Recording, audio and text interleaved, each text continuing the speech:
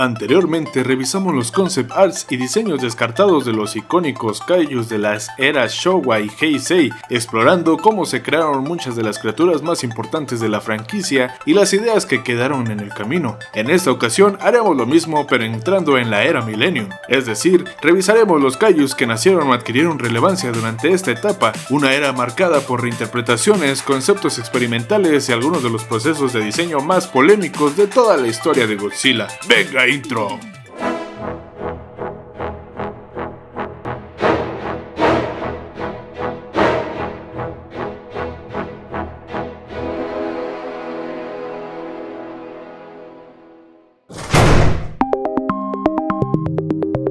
Orga aparece en Godzilla 2000, que fue el reinicio de Toho después del impacto que tuvo la película estadounidense. Las propuestas para este kaiju pueden dividirse en 4 grupos principales. La primera la describiría como el grupo del alien jorobado, criaturas con brazos y manos enormes que incluso lo hacen caminar en 4 patas, muchos pinchos sobresaliendo por todo el cuerpo, dientes afilados y espaldas exageradamente desarrolladas. En algunos conceptos incluso la cabeza se divide en 2 de forma vertical o en 4 partes, una idea que después se encajaría con su capacidad de absorber a Godzilla. En el segundo grupo, como no podía faltar dado el concepto del monstruo, están los Godzilliformes, diseños demasiado parecidos a Godzilla, pero con variaciones, reptiles bípedos con espinas, muchas más espinas, cuerpos más exagerados y una silueta mucho más cercana al rey de los monstruos. Supongo que pensaron que esa receta de la era Heisei ya estaba demasiado gastada, y conceptualmente habría terminado siendo algo así como un Space Godzilla 2.0. En tercer lugar, y quizá el grupo más interesante, están los conceptos marinos o crustáceos. Aquí aparecen diseños que recuerdan a langostas, mantarrayas, estrellas de mar e incluso otros organismos marinos extraños. Lo interesante es que se nota cierta continuidad visual, con ideas que ya habían aparecido durante el desarrollo de Testoroya. Algunos conceptos son sorprendentemente parecidos entre sí. Y por último están aquellos diseños que parecen más mechas, robots o incluso ovnis. Se ven mucho más rígidos, con cuerpos divididos por secciones, superficies lisas y formas angulares, lo que les da una vibra como más mecánica que biológica. Algo curioso es que algunas piezas descartadas se parecían a criaturas de Ultraman, como Bogarl, y como ya es costumbre en esta serie de videos, tomé uno de los conceptos más extraños y lo redibujé y edité para poderlo ver como si sí se hubiese visto en la pantalla grande. Ahora sí que Orga tiene muchos conceptos que se alejan del resultado final, pero el que más me llamó la atención fue este con forma como de estrella con múltiples ojos. Al ser del grupo de los mariscos y por sus pinzas le otorgué el color azul basándome en las langostas azules, quedando de esta forma. Me recuerda a la forma verdadera de Jake.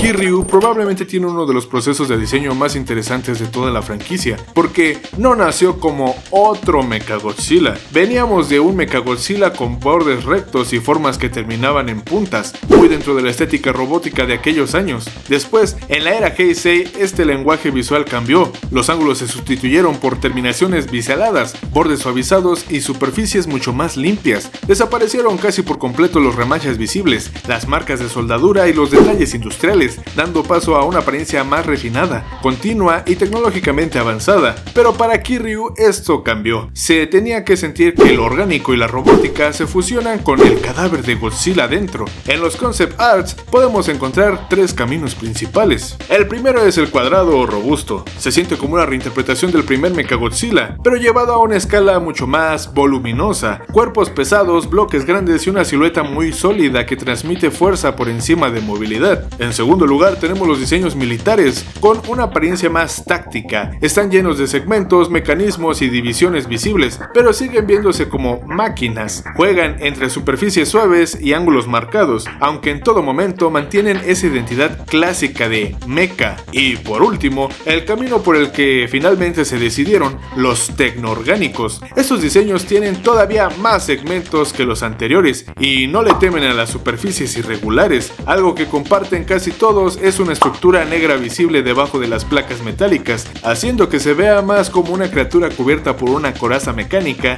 que como robots tradicionales. El concept art que más me gustó y el que terminé adaptando tiene algo muy interesante y bastante arriesgado para un diseño de Mechagodzilla. Integra fibras musculares de color azul, dándole ese toque antinatural. Esto entre una estructura metálica que más bien parece un esqueleto recubierto de metal, complementando con motores y pistones que le devuelven el movimiento. Más que un robot, parece un organismo reconstruido, un verdadero Frankencilla.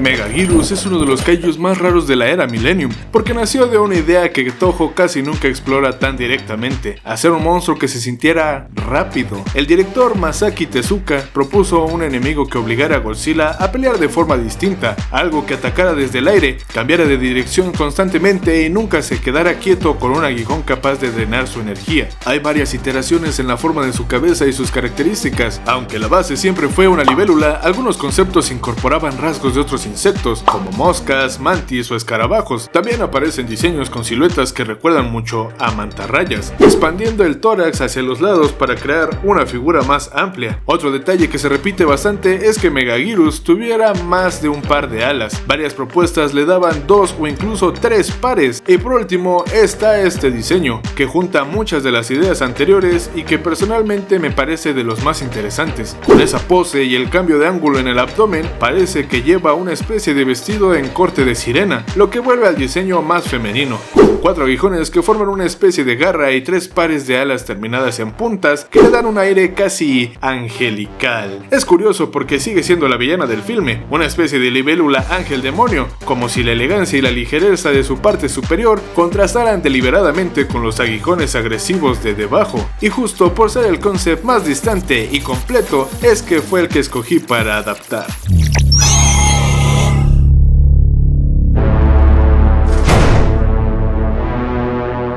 El Godzilla americano del 98 probablemente tiene el proceso de creación más caótico y polémico de toda la historia de Godzilla. Mucha gente piensa que el diseño fue el primer intento de Hollywood, pero no. Ya en 1983 existió un proyecto llamado Godzilla Rey de los Monstruos 3D, y después otro gran intento en el 94, cuando TriStar obtuvo los derechos. Ese Godzilla era muchísimo más cercano al japonés, los diseños eran espectaculares, parecía un cruce entre Godzilla clásico y tiranosaurio, pero el proyecto murió por problemas con el presupuesto. Entonces llegaron Roland Emmerich y Dan Devlin y tiraron todo, descartando completamente el anterior guión. Así contrataron a Patrick Tatopoulos y curiosamente nunca recibió de forma útil las guías visuales que Toho había enviado para definir a Godzilla. Terminó diseñando casi desde cero con una idea central: una criatura gigante no podría verse tan pesada. ¿Gordito?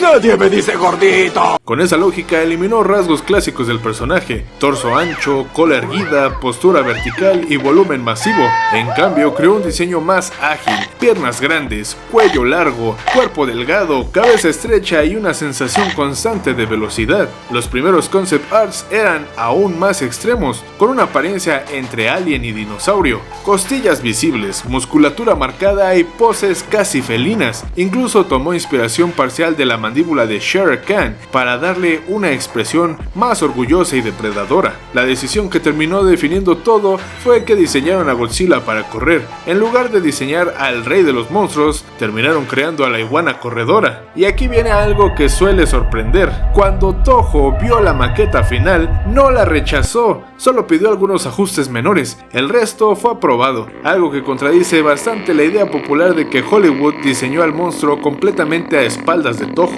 Años después, Toho recuperó al personaje, introduciéndolo en Final Wars con el nombre de Zilla. Lo curioso es que el rediseño realmente fue mínimo. Para crear al modelo de Final Wars, el equipo escaneó una figura comercial del Godzilla del 98 y trabajó sobre esa base, así que visualmente siguen siendo prácticamente el mismo monstruo. Al final, diseños más, diseños menos, esta era la imagen que iba a tener Godzilla, justo antes de que se cambiase todo, que ahora que lo veo tiene un parecido con el Godzilla de los cómics de Marvel, con esa piel verdosa y esa musculatura visible.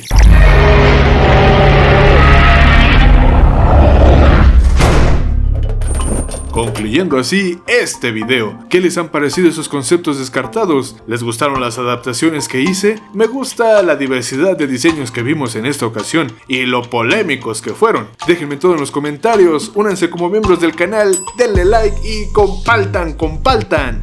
Sin más, esto es Ajolote Caillou. Bueno, sale, bye.